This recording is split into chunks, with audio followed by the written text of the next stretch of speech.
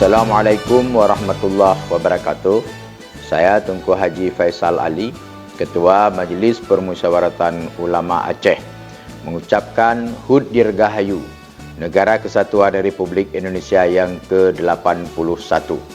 Momen memperingati kemerdekaan ini harus kita jadikan momen untuk introspeksi, muhasabah kita sejauh mana kemerdekaan itu kita isi dan kita nikmati bersama. Masih banyak saudara-saudara kita yang hidup di bawah garis kemiskinan, keterbelakangan di dalam pendidikan, kesehatan mereka yang tidak terpenuhi dengan semestinya.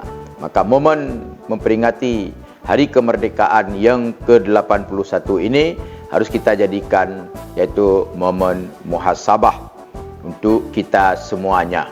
Mudah-mudahan Negara Kesatuan Republik Indonesia ini diberikan keberkahan oleh Allah Subhanahu Wa Taala, dan peringati kemerdekaan ini adalah momen yang menyadarkan kita terhadap hak dan tanggung jawab kita sebagai warga negara.